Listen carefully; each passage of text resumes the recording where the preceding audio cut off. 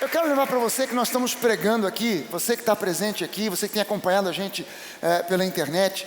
Eu quero lembrar para você que a gente está numa série que eu pretendo encerrar hoje, uma minissérie de 3 mensagens, a gente começou 2 semanas atrás, sobre propósitos. Propósito, nascidos e chamados com um propósito. Você não está no mundo a passeio, você não é fruto do acaso. Nós vimos aqui que o universo não é fruto do acaso.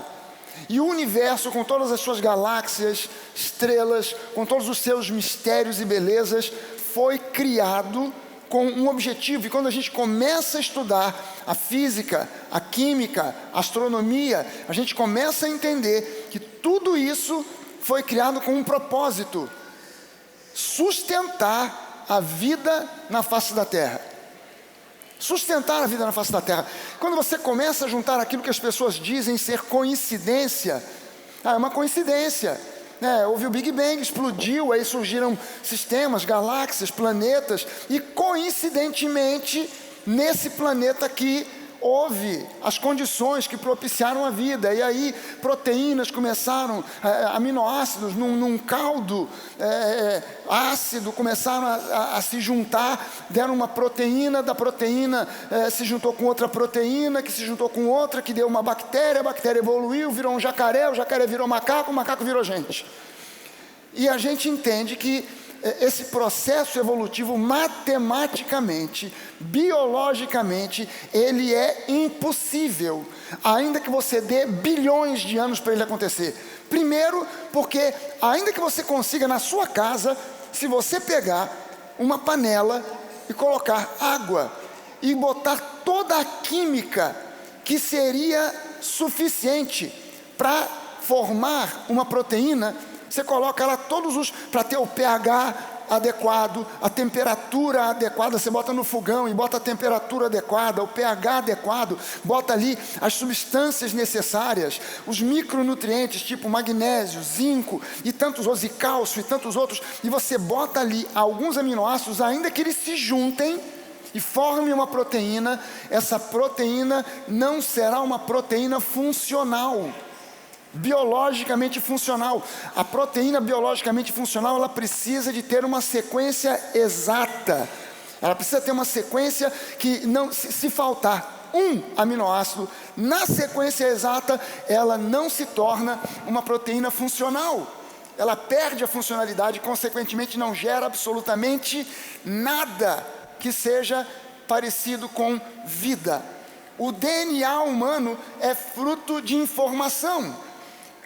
O Dr. Francis Collins, que foi o chefe do projeto Genoma, que desvendou muitas coisas sobre o DNA humano, não foi o descobridor do DNA, mas aquele que decodificou, o grupo que decodificou o DNA, Dr. Francis Collins, se converteu, decodificando o DNA, não lendo a Bíblia. E ele, como cientista, ele olhou para aquilo tudo e ele disse: cara, isso tudo aqui é fruto de informação, informação é fruto de inteligência, não é fruto de acaso.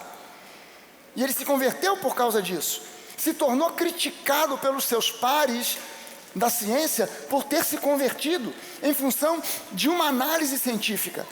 Então é preciso que a gente entenda que você não é fruto do acaso. Você não é fruto do acaso, você é fruto de um propósito. Amém? Lembre-se que um dia você foi 2 células. Uma estava com seu pai, outra com a sua mãe. E um dia, apesar da aparente coincidência, essas 2 células se encontraram. A meia fita de DNA de um lado com meia fita de DNA do outro se encontraram e formaram você. Você está descrito no DNA de cada uma das suas células, mas começou com uma célula. Por isso é um absurdo dizer que um feto não é ainda um ser humano, porque toda a informação que gerou aquele feto já estava na primeira célula, que gerou 2, que gerou 4, 8, 16, 32 e assim por diante, até formar o feto. Eu vi na internet uma jovem militante do aborto sendo perguntada: mas quando é que um feto vira um ser humano? E ela disse: quando ele pode cuidar de si mesmo. Gente, que eu saiba, uma criança de 5 anos ainda não consegue cuidar de si mesma. Será que então uma criança de 5 anos pode ser eliminada da face da terra? O que seria chamado por aqueles que advogam essa linha de um aborto tardio? Será que uma criança de 5 anos, ou de 6, ou de 7, pode ser vítima ou alvo de um aborto tardio, que seria assassinato, porque ela ainda não pode cuidar de si mesma? Mas por que esse pensamento absurdo, esse pensamento que eu acho que as pessoas que pensam assim, elas devem ser muito a favor do que fez o Dr. Mengele em Auschwitz, com as experiências que ele fez com seres humanos, porque afinal de contas, se nós somos fruto da coincidência, então a vida não tem valor algum. Mas se a vida tem valor, é simplesmente pelo fato de que nós não somos fruto de coincidência, nós somos frutos de uma vontade, de uma inteligência, de um propósito. Amém? Você tem um propósito principal, e o propósito principal de todo ser humano, você tem vários propósitos na vida, mas o principal deles é dar glória a Deus. Todos os outros propósitos, você ser um bom profissional, você ser vocacionado para essa ou para aquela carreira, você ser um pai, uma mãe, uma dona de casa, um empresário, uma médica, não importa o que, esses são subpropósitos para a sua vida. Quando você não tem Jesus, esses se tornam os seus propósitos principais. Mas quando você entende que Jesus é o Senhor da sua vida, esses propósitos continuam sendo válidos, mas eles se tornam subpropósitos, porque o propósito número 1 da sua vida é dar glória a Deus. Então use as suas vocações, os seus dons, os seus talentos para glorificar Jesus. Amém? Não simplesmente para ganhar dinheiro, mas para glorificar a Deus. E a pergunta, eu vou fazer uma série de perguntas para você nessa manhã. A primeira delas é: qual é o propósito da sua vida? Eu não estou perguntando para essa maçaroca de gente, eu estou perguntando para você como indivíduo, para você que está acompanhando online, você como indivíduo, você que está sentado aí na sua casa, na sua sala de repente tem você e mais gente da sua família junto com você. Cada um de vocês aqui pare e pense, qual é o propósito da sua vida? Olha comigo aqui Mateus capítulo 6, de versículos 24 a 34, diz assim: ninguém pode servir a 2 senhores, porque ou irá odiar um e amar o outro, ou irá se dedicar a um e desprezar o outro. Vocês não podem servir a Deus e as riquezas. Por isso digo a vocês, não se preocupem com a sua vida, quanto ao que irão comer ou beber, nem com o corpo, quanto ao que irão vestir. Não é a vida mais do que o alimento, e o corpo mais do que as vestes? Observem as aves dos céus, que não semeiam, não colhem, nem ajuntam em celeiros. No entanto, o Pai de vocês, que está no céu, a sustenta. Será que vocês não valem muito mais do que as aves? Quem de vocês, por mais que se preocupe, pode acrescentar um côvado, um palmo que seja, ao curso da sua vida? E por que se preocupam com o que vão vestir? Observem como crescem os lírios do campo. Eles não trabalham, nem fiam. Eu, porém, afirmo a vocês que nem Salomão, em toda a sua glória, se vestiu como qualquer deles. Ora, se Deus veste assim a erva do campo, que hoje existe e amanhã é lançada no forno, quanto mais tratando-se de vocês, homens de pequena fé. Portanto, não se preocupem dizendo que comeremos, que beberemos ou com o que nos vestiremos, porque os gentios, e aqui Jesus usa esse termo porque ele está falando para um público judeu, e ele usa o termo gentios significando aqueles que não possuem aliança com Deus verdadeiro. Não é simplesmente aquele que não é judeu, mas ele está falando aqui de um povo que é alvo de uma aliança, comparando com um povo que não é alvo dessa aliança, que ainda não entrou nessa aliança. Quem aqui já recebeu Jesus como seu Senhor e Salvador e entende, você, eu, nós temos uma aliança com o Deus vivo? Nessa aliança nós temos uma herança. Então ele está dizendo, porque os gentios, aqueles que não têm aliança com o Deus vivo, é que procuram todas essas coisas. O Pai de vocês, Não simplesmente o Deus de vocês, mas o Pai de vocês, que está no céu, sabe que vocês necessitam de todas elas. Busquem, pois, em primeiro lugar, o reino de Deus e a sua justiça, e todas estas coisas lhes serão acrescentadas. Portanto, não se preocupem com o dia de amanhã, pois o amanhã trará os seus cuidados. Basta ao dia o seu próprio mal. Gente, saia daqui hoje com o entendimento de que Deus, Ele procura por aqueles que estejam fazendo a escolha de viver para a causa de Cristo. Ele está buscando aqueles que querem viver para a causa de Cristo, dispostos a colocar o reino de Deus em primeiro lugar em tudo o que fazem. Deus não despreza ninguém, ainda que a pessoa não esteja com o entendimento, não teve ainda o entendimento de que a vida dela existe em primeiro lugar para dar glória a Deus, que ela deve buscar em primeiro lugar o reino de Deus, e as demais coisas serão acrescentadas. Ainda que ela não entenda isso, Deus continua amando aquela pessoa intencionalmente, mas os olhos dele estão buscando aqueles que ele possa usar com mais eficácia para o reino, aqueles que estão buscando o reino em primeiro lugar. Outra pergunta que eu quero fazer para você: qual é o sentido da vida? Qual é o propósito da minha vida, da sua vida? Qual é o sentido que existe em estarmos vivos? Gente, existe algo mais do que aquilo que o mundo natural pode oferecer. Existe muito mais do que aquilo que o mundo natural pode oferecer. Quando é que nós começamos a buscar o reino de Deus em primeiro lugar? É quando nós entendemos que há uma causa para ser abraçada, que é maior do que nós mesmos, é maior do que a nossa própria vida, é maior do que a nossa igreja local, é maior do que as nossas necessidades, é maior do que tudo que a gente possa entender e ver. Há um Deus que deseja mais que tudo ser o seu Pai, não simplesmente ser o seu Deus. Ele quer se relacionar com você como um pai que é amoroso, que é cuidadoso, que criou você com um propósito, por amor. Ouça bem isso: Deus te criou para viver por uma causa que é muito maior do que você mesmo. Você pode levantar uma das suas mãos e dizer isso? A causa de Cristo é a causa mais importante de todo o universo.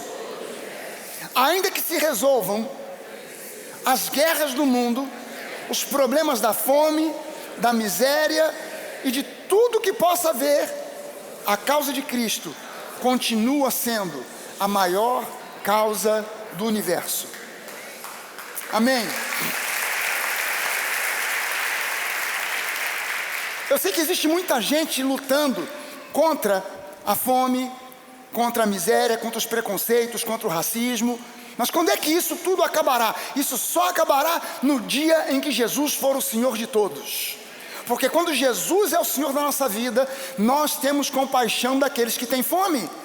Quando Jesus é o Senhor da nossa vida, nós eliminamos da nossa visão a questão racial e começamos a entender que todos nós somos um só em Cristo, que em Cristo não há homens, não há mulheres, somos todos iguais perante Ele.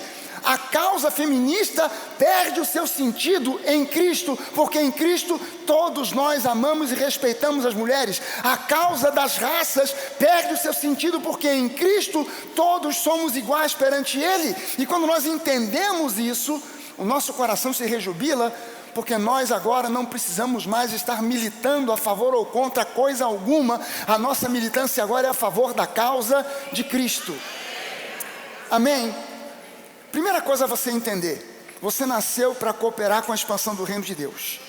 Você nasceu para divulgar a causa de Cristo.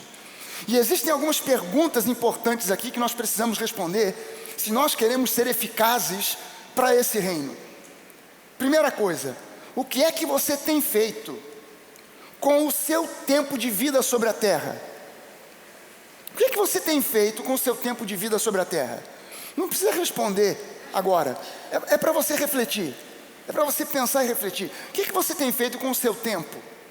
Tempo é um bem preciosíssimo, porque você já vem para o mundo com o tanque cheio, e esse tanque só esvazia. Não tem possibilidade de você parar num posto de tempo, dizer completa.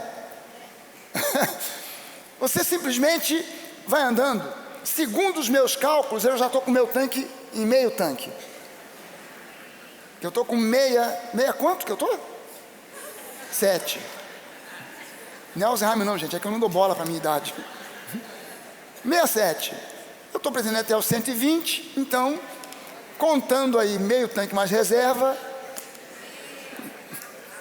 A pergunta é, o que você tem feito com o seu tempo?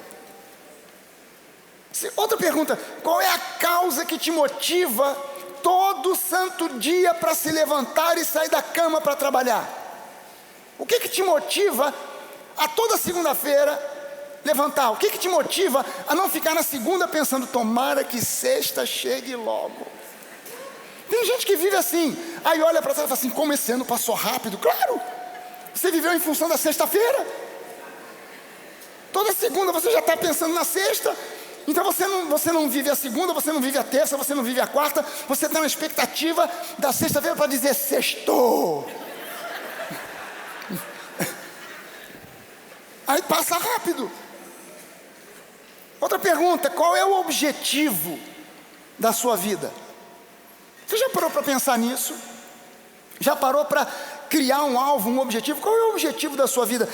Uma outra pergunta, depois da sua partida dessa vida, se Jesus não voltar amanhã, se ele ainda levar um bom tempo para vir buscar a sua igreja, e você seguir o destino de todos os mortais, como é que você será lembrado? Como é que você será lembrado? Depois que você partir desse mundo, o que você imagina que as pessoas vão dizer a seu respeito? Menos um.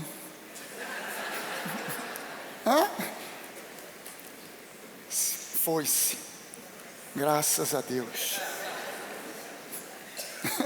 Ou, caramba, que falta vai fazer em tudo, no trabalho, no emprego, na igreja, no ministério, na família, que falta vai fazer. Uma outra pergunta para você refletir, qual é o legado que você vai deixar para a sua família e para as futuras gerações? Qual é o legado que você vai deixar? A gente pensa muito em deixar alguma coisa, né? Para os filhos, para os netos, e a gente sempre pensa em bens materiais, mas o que você vai deixar de mais precioso para os seus filhos e netos é a sua fé. E fé não se ensina aos filhos ou aos netos por palavras ou versículos bíblicos, mas por vivência, por experiência, por integridade, honestidade, por um comportamento que demonstra realmente paixão, ética com a obra de Deus. O que falta muitas vezes, gente, a gente se preocupa com a juventude, mas o que falta muitas vezes para os jovens que se desesperam não é formação acadêmica e intelectual. Não é isso que muitas vezes falta. Não faltam bons colégios, muitas vezes não está faltando conforto e dinheiro. Eu sei que tem muitos jovens a nível de Brasil que têm uma infância muito difícil, mas muitas vezes a gente está preocupado com os jovens da Barra da Tijuca, de Campo Grande, jovens que vivem num ambiente um pouco mais confortável, e muitas vezes o que falta para eles não é formação intelectual, bons colégios, conforto, dinheiro, mas propósito. Os nossos jovens precisam de propósito. Mais uma vez eu vou citar para você aqui o Viktor Frankl, aquele psiquiatra, psicólogo, psicoterapeuta alemão da época da Segunda Guerra, que escapou, sobreviveu a Auschwitz e se tornou uma das maiores autoridades. Criou um método terapêutico chamado logoterapia, que é exatamente levar o seu paciente ao entendimento de que a vida dele tem propósito, fazer esse paciente descobrir e entender o seu propósito na vida, o sentido da sua vida. E eu vou citar novamente aqui, porque esse homem, com esse método que ele desenvolveu de terapia, a logoterapia, ele ajudou muita gente a sobreviver à pressão psicológica inimaginável dos campos de concentração de Auschwitz e Dachau. Olha só o que ele disse numa entrevista a uma TV americana, que inclusive está disponível no YouTube. Você pode, se você entrar no YouTube e colocar lá naquela caixinha de pesquisa, o nome é Viktor Frankl, vai aparecer, você vai acabar achando. E nessa entrevista ele foi perguntado sobre o fato de que hoje a esmagadora maioria das pessoas não passou pela terrível experiência de um campo de concentração. Então deveria ser mais fácil para essas pessoas do pós-guerra encontrar sentido para a vida hoje do que naquela situação. Mas esse não parece ser o caso. E a pergunta é: por quê? Por quê? E ele respondeu o seguinte: nós estamos vivendo hoje em sociedades que, quer sejam afluentes, ou seja, sociedades ricas ou não, sociedades que estão virtualmente buscando suprir ou satisfazer cada necessidade humana, menos uma, a mais básica e fundamental de todas as necessidades, que é a necessidade de sentido para a vida. E segundo Viktor Frankl, esse é a grande praga que gerou outras pragas na humanidade. E ele continua dizendo: as pessoas imaginam que o que é necessário para dar sentido à vida é ter prazer ou felicidade, poder e prestígio. Porém, basicamente, o que as pessoas precisam, antes de tudo, é encontrar um sentido para a vida em cada situação que as confronte. Ele continua dizendo: se a pessoa encontra esse sentido, ela está pronta para encarar os sofrimentos, para fazer os sacrifícios, para encarar as tensões, encarar os estresses e tudo mais, sem que essas adversidades lhe causem danos e abalo na sua saúde emocional e física. Dr. Frankl constatou, juntamente com vários outros psiquiatras e psicoterapeutas, que surpreendentemente os índices de suicídio em Auschwitz eram muitíssimo menores do que nas sociedades ricas e afluentes da Europa do pós-guerra, mesmo entre jovens de 10 anos de idade, de 14, 15 anos de idade. E eles acharam isso algo terrível, pesquisaram, e a triste conclusão a que ele e os seus colegas chegaram foi que nessas sociedades afluentes, para aqueles jovens, não há virtualmente quase nenhum tipo de estresse ou de tensões, porque eles são mimados, super protegidos, e ninguém se atreve a desafiá-los de verdade. E os jovens, eles necessitam de ter ideais, desafios, tarefas pessoais a serem cumpridas e, acima de tudo, exemplos pessoais. Exemplos pessoais, e não de gente medrosa, sejam pais, sejam professores, receosos de expô-los aos desafios ou confrontá-los, porque isso pode deixá-los aborrecidos e chateados. Ele chegou a afirmar que é menos danoso para as emoções estar debaixo de uma alta carga de estresse do que estar debaixo de situações de baixa demanda. E é exatamente o oposto o que a sociedade moderna preconiza. Quanto menos estresse, quanto menos demandas, quanto menos problemas você tiver, mais saúde mental você terá. Mas ele disse: não, quanto mais estresse houver, é lógico que existe um limite a partir do qual se torna algo insuportável, mas ele disse: é preciso que o ser humano, para crescer, desenvolver, ele precisa de ter estresse, ele precisa de ter demandas, ele precisa de ter tarefas a serem cumpridas, porque senão ele se torna mole, frouxo e bobo. É como alguém que quer ficar forte, sentado num sofá, assistindo um vídeo do Arnold Schwarzenegger, malhando na época de Mr. Olímpia. Ninguém desenvolverá músculos e se tornará mais forte, sentado no sofá, assistindo o vídeo de um bodybuilder levantando 150 quilos de agachamento. É preciso que você vá para a academia, bote o peso nas costas. Vai morrer! Vai não. Vai morrer não. Vai desenvolver músculo. Parece que vai morrer, mas não vai não. Pode ficar tranquilo. É necessário que você saiba e entenda. Você nasceu para, antes de mais nada, servir a causa de Cristo. Servir a causa de Cristo. Jesus não nasceu nem viveu num palácio. Ele não viveu em meio à opulência, pelo contrário. Mas nunca se vê nos evangelhos Jesus expressando insegurança, negatividade ou medo. Por quê? Porque Jesus sabia que a sua vida tinha um propósito. Então, por mais estressante que tudo parecesse, Jesus não se estressava, porque ele sabia que a sua vida tinha um propósito. Agora lembre-se, 1 João 4,17 diz para nós que segundo ele é, também nós somos neste mundo.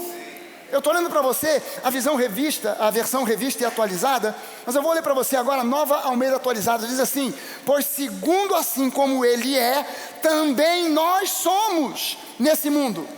A NVI diz assim: porque neste mundo somos como ele. Alguém pode dizer amém a isso?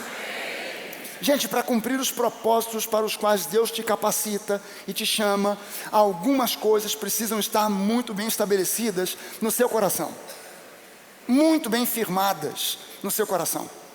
São coisas que têm que estar muito bem estabelecidas. Primeira delas, você precisa conhecer quem Deus realmente é. A maioria das igrejas do século XX, consequentemente do século XXI, tem informado as pessoas de forma equivocada sobre quem Deus é. É preciso que você entenda que a Bíblia se divide em duas alianças, muito mais do que em 2 testamentos. A Bíblia se divide em 2 alianças, uma antiga e uma nova aliança. A antiga aliança está descrita no Antigo Testamento, a nova aliança é descrita no Novo Testamento. Quando eu vou ao Antigo Testamento, eu preciso sempre usar as lentes da nova aliança.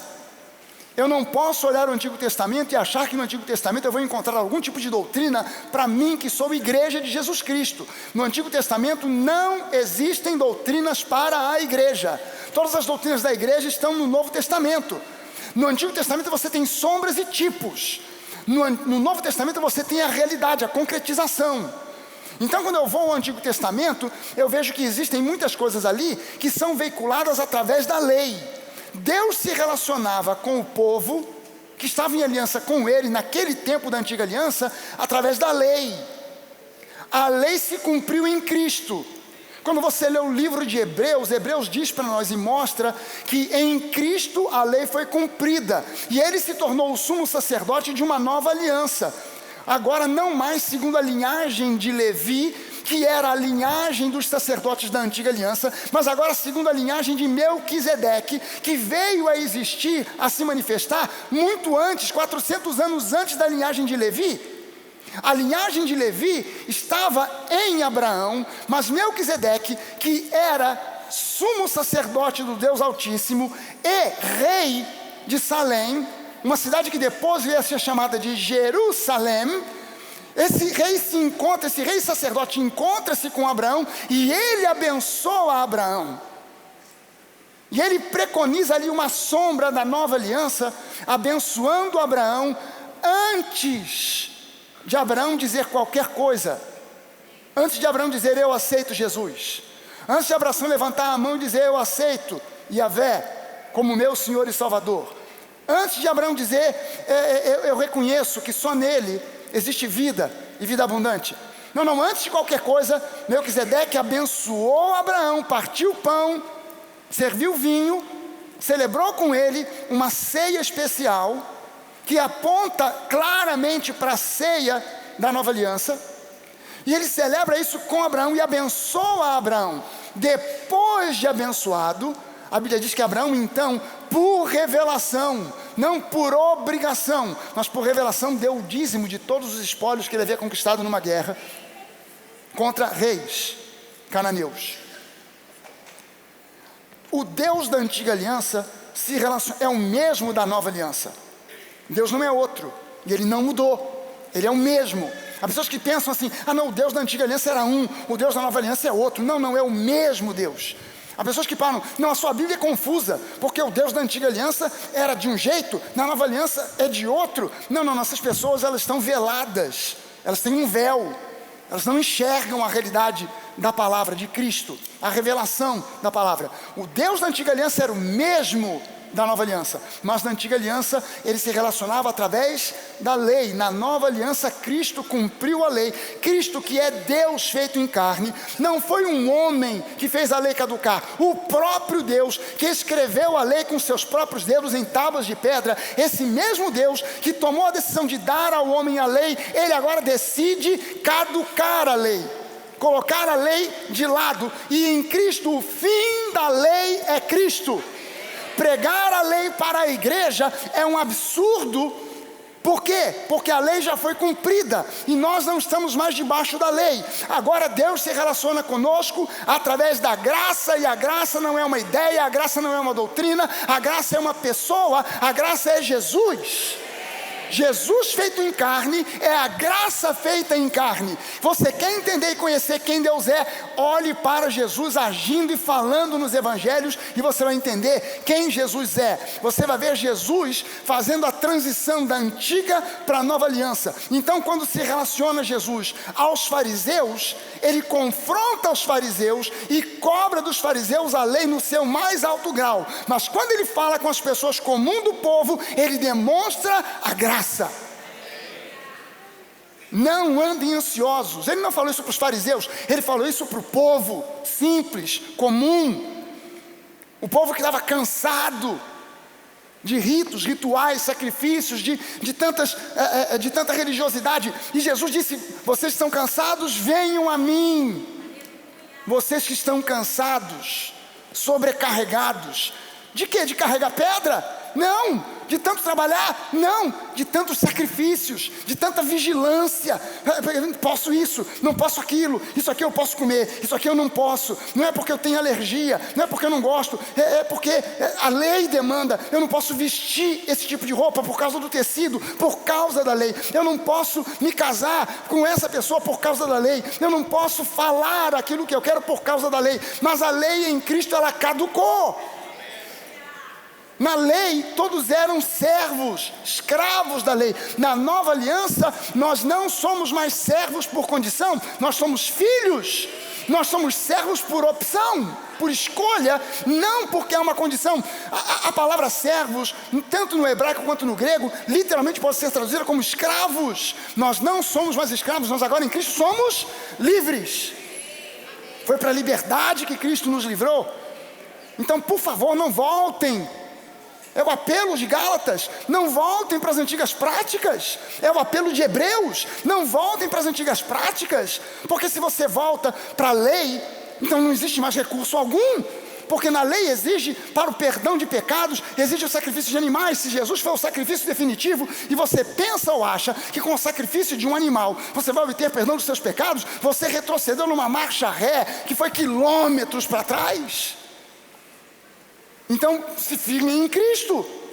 E agora, a nossa posição é totalmente diferente, porque Deus agora, que é amor e sempre foi amor, antes ele tinha uma interface entre ele e o seu povo. A lei era uma barreira. Essa barreira foi removida. Agora Deus se mostra a nós como Ele é. E Deus é amor. Deus não é lei. Deus não é legalista. Deus é amor. Ele não te trata segundo a lei. Ele te trata segundo a graça. Aliás, na semana que vem eu vou começar uma nova série. E eu vou pregar aqui sobre aquilo que muita gente que às vezes assiste, que eu não sei porque assim, você que está assistindo, que é da Nova Online, que ama a Nova, eu entendo. Mas tem gente que assiste que eu não entendo, porque não gosta e assiste para criticar. Aí manda e-mail, Instagram, o diabo a quatro, metendo o mar no pastor Fragale, herege, vai queimar no fogo do inferno, e coisas semelhantes. Eu não vejo essas críticas, mas uma das críticas que fazem é: esta igreja não prega sobre o pecado. Na semana que vem eu vou fazer uma série sobre o pecado. Você que critica, assista. Você que está assistindo e critica, assista. Porque eu vou falar sobre... Gente, eu vou falar. Vocês vão ver. Venha preparado, aquece o lombo em casa, porque eu vou falar. Vocês vão se surpreender. E você também. Vocês vão se surpreender. Não vou nem dizer o título, só vou deixar esse spoiler aqui, só para você. Primeira coisa que você precisa ter no seu coração para entender o seu propósito: você precisa conhecer quem Deus realmente é. E Deus, em primeiro lugar, antes de mais nada, Deus é bom. Você pode levantar as suas duas mãos e dizer isso: Deus é bom. Em segundo lugar, você precisa conhecer quem você realmente é. Você precisa conhecer quem você realmente é, de acordo com aquilo que Deus diz sobre a sua nova identidade em Cristo. A maioria dos crentes está completamente perdida em relação a esse tema. Eles não sabem quem eles são em Cristo. Por isso eles engolem essa frase: somos pobres, miseráveis, pecadores, salvos pela graça. Ou você é uma coisa ou você é outra. Não dá para ser as duas ao mesmo tempo. Mas eles vivem nessa mentalidade porque lhes é ensinado assim nas igrejas. Semana que vem a gente vai entender. Terceira coisa que você precisa entender: saber que você tem propósito na vida e propósitos na vida que foram estabelecidos por Deus antes da fundação do mundo. Não foi quando você nasceu e aí o seu pai ou sua mãe deu a você um nome. Vai se chamar João, vai se chamar Maria. A partir daí, Deus: agora sim eu posso dar propósito, porque tem nome, então agora tem endereço para mandar. É para o Joãozinho, é para Mariazinha. Então o propósito... Não. Antes da fundação do mundo, Deus já te conhecia. Você não tinha sido ainda, como Davi diz, você era massa informe no seio da sua mãe. Você estava no útero e você ainda era uma mórula. Você era só um agregado de células se multiplicando, não dava para saber se era menino ou menina, mas ali já tinha uma informação: é XX ou é XY. Já tinha uma informação que dizia: vai ser uma menina, vai ser um menino. Qual o nome que vai ter? O pai está pensando em João, Mateus, Vitor, sei lá, mas Deus já sabia o seu nome e já tinha um propósito para você, estabelecido antes da formação. Antes da formação das galáxias, antes da formação dos planetas, antes da formação do universo, Deus, antes de pensar na criação do universo, Ele pensou em você. Para pensar um instante nisso, o quão especial você é aos olhos dele. Porque antes de pensar na Via Láctea, antes de pensar em Andrômeda ou qualquer outra galáxia, antes de pensar no planeta Terra, antes de pensar em oxigênio, nitrogênio, antes de pensar em química, física, constantes da física, antes de pensar em qualquer coisa, ele pensou em você. E tudo que ele criou, ele colocou um propósito. O propósito de dar sustento para você, de cumprir aquele propósito que ele pensou lá antes da fundação do mundo. Hebreus 10, 35 a 39 diz assim: por isso o quê? Se você ler os versículos anteriores: por já terem enfrentado grandes lutas e vencido, mesmo quando tudo parecia perdido. Por isso não abram mão da confiança que vocês têm, ela será ricamente recompensada. Vocês precisam perseverar de modo que, quando tiverem feito a vontade de Deus, recebam o que Ele prometeu. Pois em breve, muito em breve, aquele que vem virá e não demorará. Mas o meu justo, enquanto ele não vem, o meu justo viverá pela fé. E se retroceder, não me agradarei dele. Nós, porém, nós que estamos em Cristo, nós não somos dos que retrocedem e são destruídos, mas dos que creem e são salvos. Aleluia! Sabe, ter um propósito claro na vida é saber onde se quer chegar. o que se quer alcançar e, sobretudo, dispor da energia necessária para enfrentar a trajetória que certamente não será fácil. Ninguém disse que seria fácil. Ninguém, se alguém já te disse, vai ser moleza, com Cristo agora tudo vai bem. Não, agora vai chover pedra, agora vai ter raio, agora vai ter onda, agora vai ter tempestade, mas com Cristo no barco, meu irmão, você vai chegar do outro lado. Você vai chegar no lugar que Deus propositou para você. Não importa o tamanho das ondas, não importa o tamanho da tempestade, não importa a violência dos raios, não importa nada, não importa o tamanho do inferno, não importa a ferocidade do diabo, você vai chegar do outro lado, porque você já é mais que vencedor em Cristo. Ele está no seu barco, Ele está na sua vida, e Ele vai te conduzir para esse lugar chamado propósito, vitória. Não existe outra opção para nós.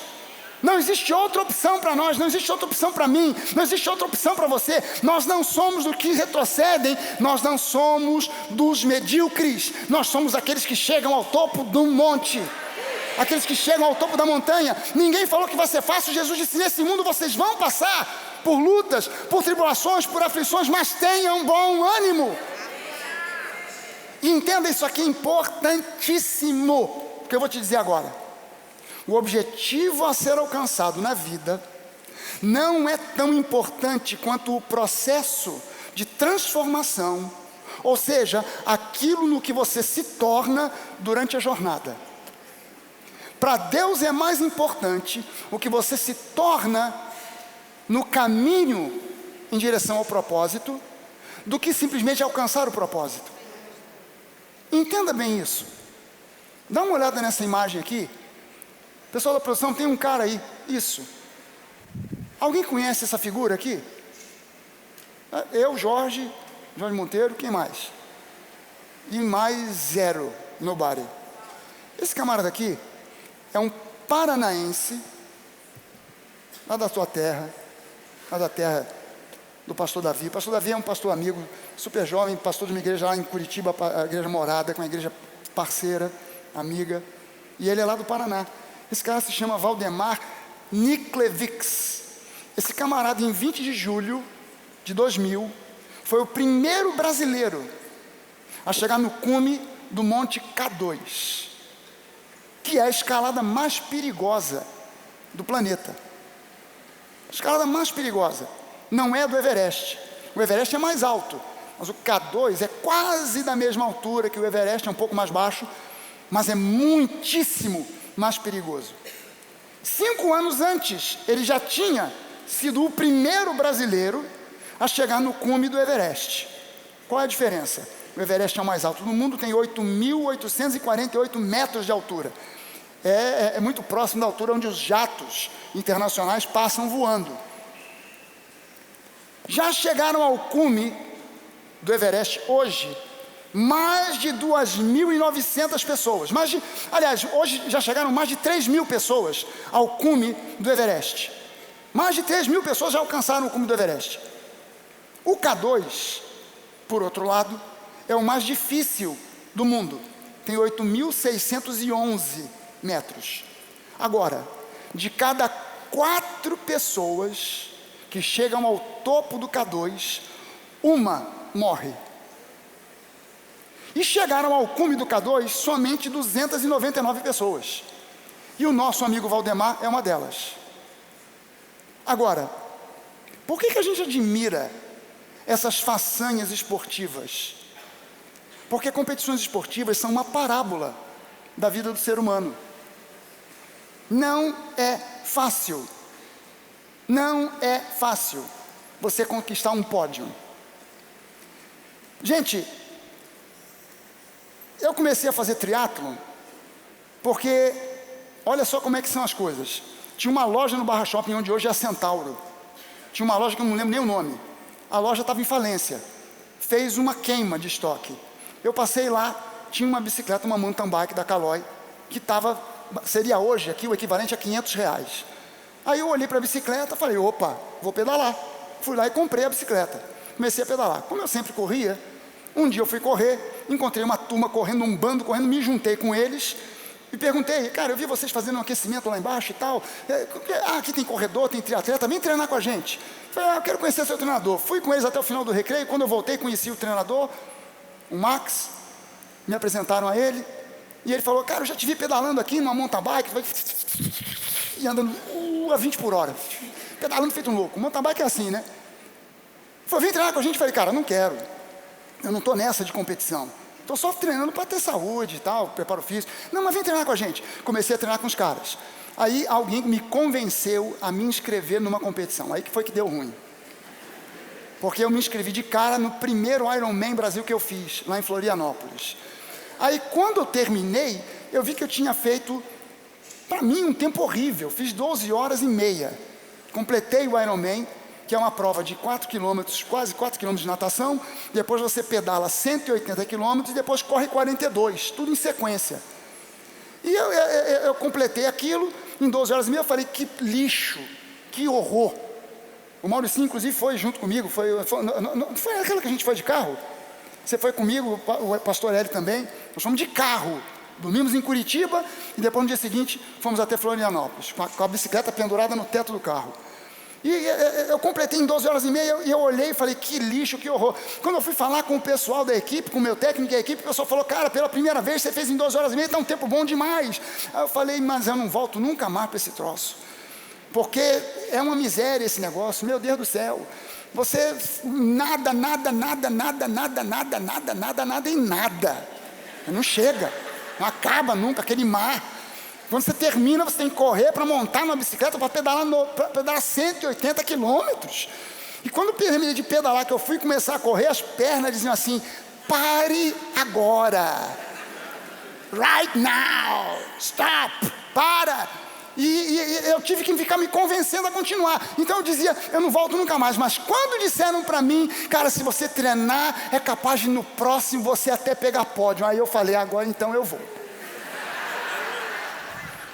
Quando eu ganhei a primeira medalha, que eu fiz o primeiro pódio, aquilo virou um vício.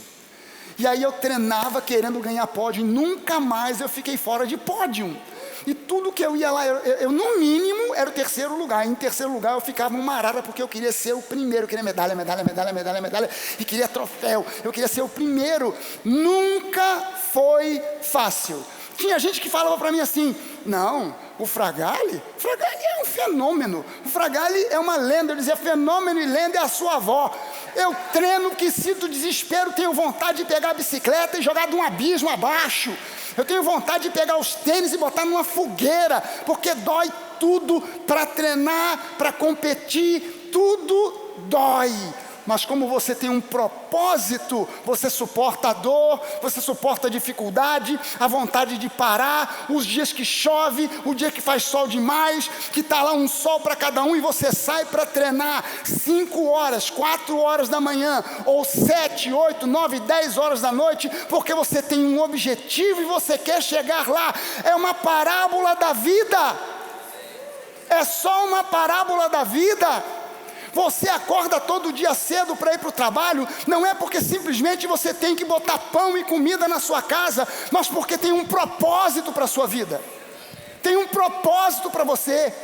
Lembre-se disso. A força e capacitação que você necessita para chegar ao fim dessa jornada não está na dependência de qualquer pessoa, nem de você próprio, nem de uma instituição religiosa, nem de um seminário de autoajuda, mas está em Cristo.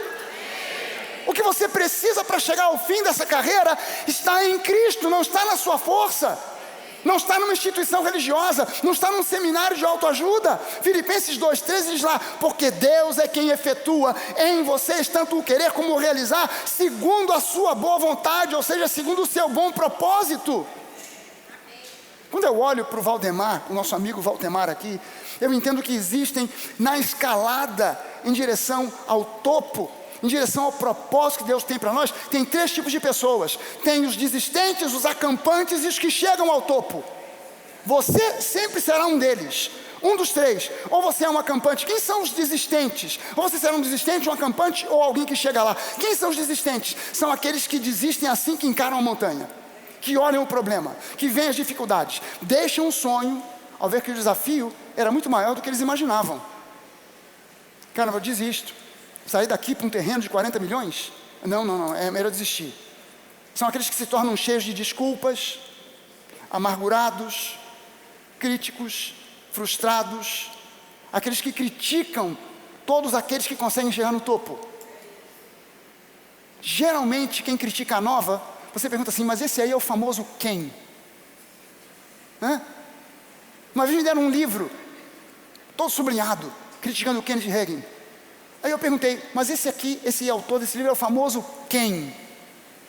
Um camarada que nunca pastoreou uma igreja, um camarada que senta num escritório para escrever, não sabe o que é lidar com pessoas, não sabe o que é viver o evangelho fora de 4 paredes de um escritório, e vai criticar quem estava fazendo um impacto no mundo inteiro. Só existe um modo de você criticar de fato quem está fazendo impacto, é fazer um impacto maior. Porque se aquilo que você está fazendo é de Deus, vai prosperar. Gente, Números 13, 30, 31, diz lá sobre Caleb que fez calar o povo perante Moisés, dizendo, eia, subamos e possuamos a terra, porque certamente nós prevalecemos contra ela. Porém os homens que com ele tinham ido espiar a terra de Canaã, voltaram dizendo, nós não poderemos subir contra aquele povo, porque é mais forte do que nós. E as palavras mais marcantes, que desviaram aquele povo do bom propósito que Deus tinha para eles, foram, não podemos. Não poderemos. Eles tinham a promessa da vitória, mas diante do primeiro obstáculo, não poderemos. O foco desse pessoal se torna manter o que já foi alcançado, e então eles acabam por se conformar com a mediocridade. Você não foi chamado para mediocridade. Você foi chamado para excelência. Você foi chamado para desfrutar do melhor dessa terra. Os acampantes param num platô e fazem daquele lugar, que seria um lugar para recuperar fôlego, um lugar definitivo. Veja só o seguinte, a igreja ela está acampada quando ela adota o evangelho não como um meio de transformação de vidas, mas como uma subcultura. E aí o acampamento se torna o endereço definitivo. Entenda bem o seguinte, quando nós nos fechamos em nós mesmos e ficamos admirados dos nossos cantores, dos nossos compositores, dos nossos músicos, dos nossos pregadores, e começamos a ficar olhando para dentro, nós estamos nos tornando uma subcultura. E o que é pior, a subcultura não só olha para dentro, como quando olha para fora, vê em tudo pecado. E eu fico impressionado que Deus falou por uma mula com um profeta. E Deus já falou comigo de maneira muito mais forte, em muitas oportunidades, através de Paul McCartney, através de John Lennon, do que através de algum pastor. Sabe, eu estava num período que eu estava mal, eu estava me sentindo mal. Aí escutei uma música do Paul McCartney, de um disco que ele tinha lançado, e a música dizia o seguinte: eu estou angustiado, porque na minha janela tem corvos, na minha porta tem cachorros, e eu não estou vendo perspectiva nenhuma. E quando eu ouvi aquela letra, eu falei, caramba, é exatamente o que eu estou vivendo. Quem são os corvos e os cachorros? Não vou contar para você, mas estavam lá. E aí, de repente, na segunda parte da música, ele diz assim, mas fica tranquilo, vai dar tudo certo, eu estou com você. Eu falei, cara, quem está comigo não é Paul McCartney, quem está comigo é Deus, isso é uma mensagem de Deus, é um recado de Deus para mim. Cara, eu comecei, eu daquela posição de encurrada, eu comecei a levantar, eu falei, cara, estou entendendo, é a mula falando, caramba, e a gente perde, porque não pode ouvir música do mundo. Cara, nós fomos chamados para redimir todas as coisas. Nem tudo me convém, Embora eu possa todas as coisas, é lógico que eu não vou parar para ouvir um rap que está cheio de conotação sexual, apologia de drogas, mas eu gosto de ouvir um rock dos anos 70. E estou comprando agora vinil de novo, porque todos os meus eu dei, disseram, acabou, agora é CD. Meu Deus do céu, eu acreditei naquele negócio. Agora estou comprando vinil novamente, Supertramp, Led Zeppelin, Beatles, Crosby, Stills, Nash & Young. Se quiser ouvir, fala comigo, eu te indico onde eu comprei, não te empresto, mas eu te digo onde eu comprei. Gente, entenda bem uma coisa, não é o incompetente que destrói uma organização, seja uma firma, seja uma empresa, seja uma igreja. O incompetente raramente alcança uma posição onde possa afetar a organização e destruí-la, mas são aqueles que conseguem grandes realizações e em seguida repousam sobre os louros da vitória. Esses são os acampantes, que se tornam como verdadeiras rolhas que entopem o progresso, o fluir do progresso. E entenda ainda o seguinte: você não está acabado quando lhe faltam os recursos materiais. Você está acabado quando perde o ímpeto, quando perde a coragem, quando perde o sonho, quando perde a visão, quando perde o propósito. E o inverso também é verdadeiro. Você pode ter todos os recursos do mundo, se lhe faltar o ímpeto, a coragem, o sonho, a visão, o propósito, de nada vão valer os recursos, eles vão ser desperdiçados. Agora tem aqueles que chegam ao topo. Você pode levantar uma das suas mãos e dizer assim, agora está falando comigo. São aqueles que se dedicam à jornada longa, que continuam indo para... Sabe, quem é que assistiu aqui aquele Toy Story? Buzz Lightyear, para o alto e avante. São aqueles que continuam indo para o alto e avante, independente das dificuldades. Para essas pessoas, falta de sorte, falta de experiência, falta de sucesso anterior, não significa nada. Nada. São aqueles que veem o copo meio cheio. São aqueles que veem os obstáculos como oportunidades de aprender. Saul olhou para Golias e disse, caramba, é muito grande, não dá para encarar. Davi olhou para o mesmo Golias e disse, caramba, é muito grande, não dá para errar. É tudo uma questão de perspectiva. São aqueles que possuem paixão pelo propósito. São aqueles que estão dispostos a enfrentar os desafios. São aqueles que desenvolvem resistência e determinação, que são a base de uma fé poderosa. São aqueles que mesmo depois de derrotas, de reveses, ficam de pé novamente e reiniciam a jornada. Aleluia! São aqueles que estão dispostos a fazer sacrifícios, de pagar o preço, se isso for ajudá-los a prosseguir. São aqueles que muitas vezes ficam sós, feridos, mas são capazes de superar e voltar para a jornada.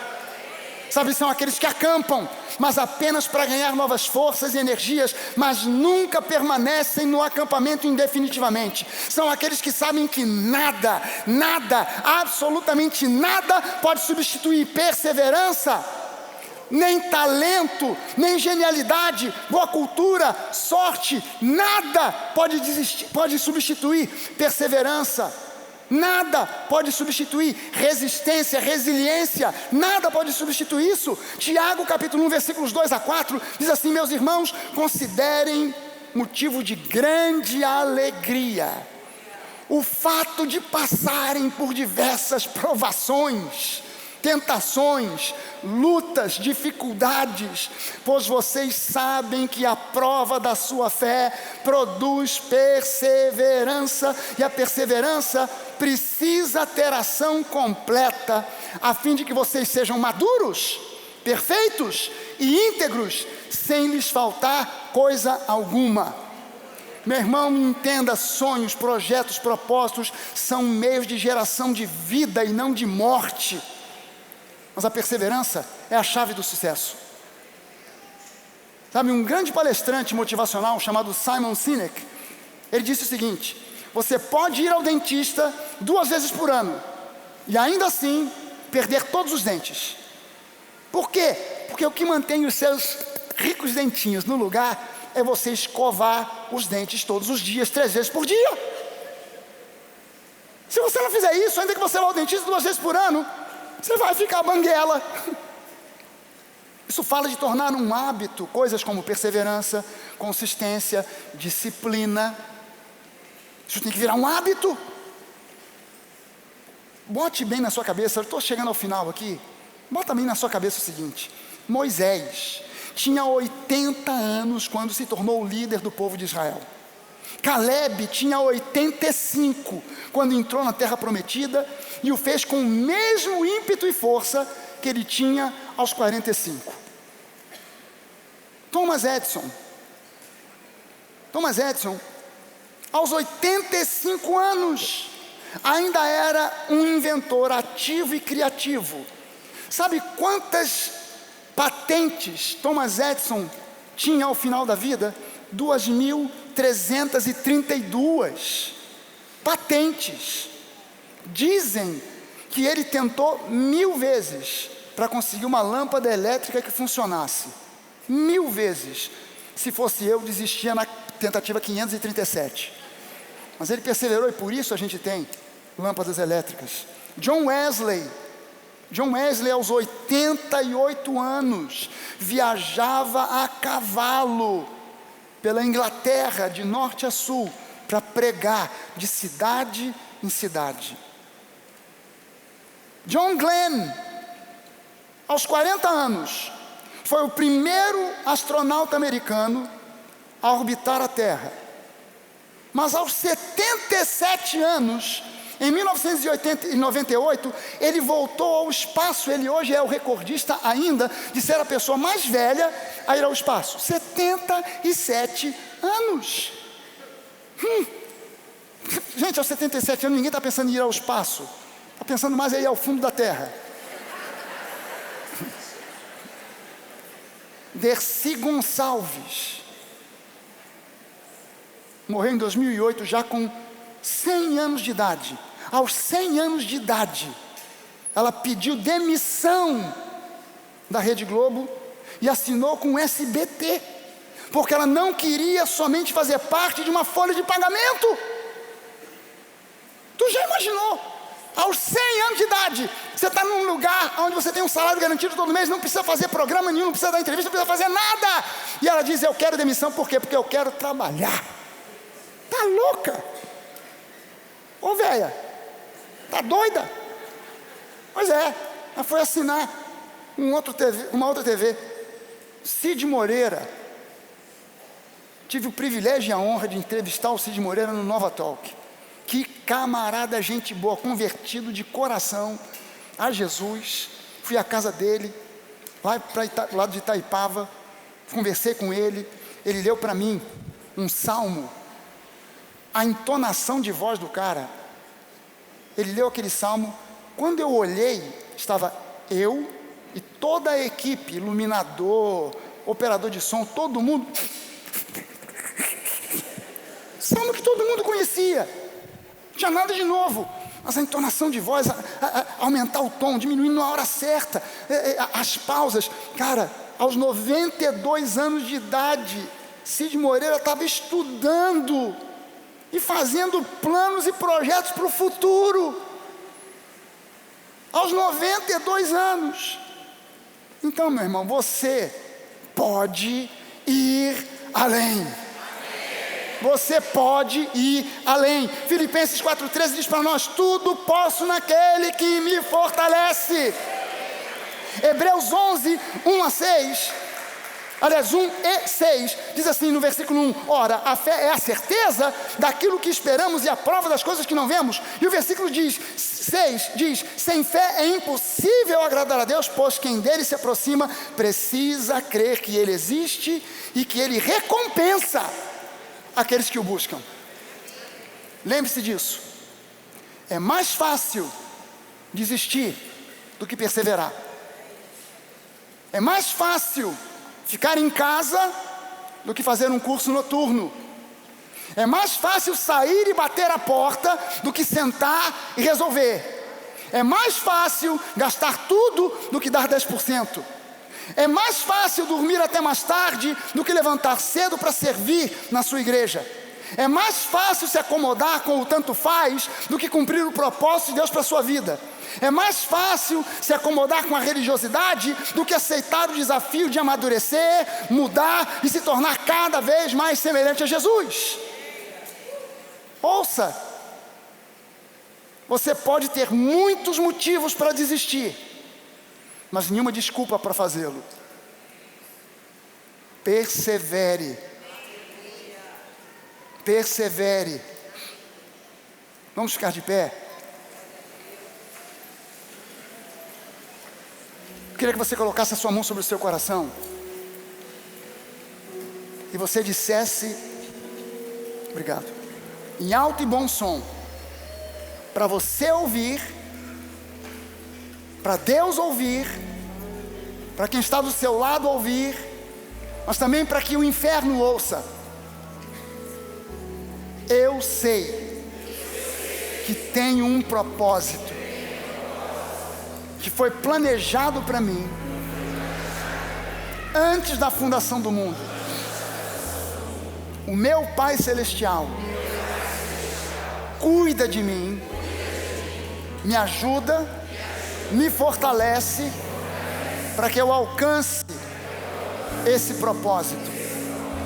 Em nome de Jesus, eu não faço parte daqueles que desistem, mas eu estou incluído entre aqueles que perseveram, que vão adiante, que enfrentam as dificuldades, que encaram as barreiras, que ultrapassam os obstáculos, que sabem que há um propósito, que há um Deus, que é um Pai amoroso, que cuida de mim, cuida da sua igreja, que me fortalece, que me dirige, que fala comigo e que está me conduzindo.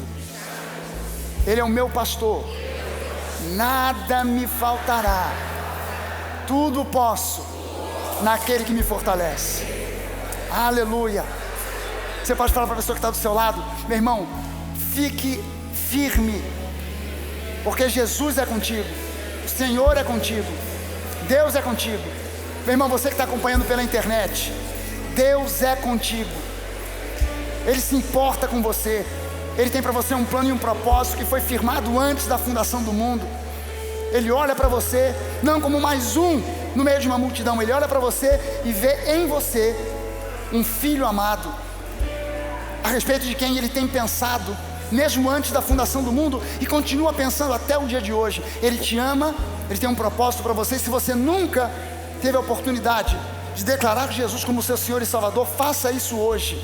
Aproveite esse momento agora e declare, levante uma das suas mãos, ou as suas mãos, e diga: eu reconheço que só em Cristo há vida abundante. Eu reconheço que Ele é o caminho, a verdade e a vida. Eu o reconheço como meu Salvador pessoal, como meu Senhor.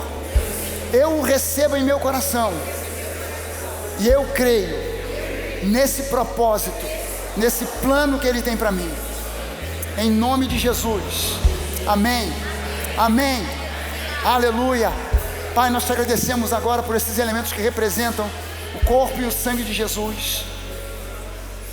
Nós agradecemos a Ti porque o Senhor Jesus se entregou por nós, com um propósito: nos trazer até aqui, mas também nos levar além daqui.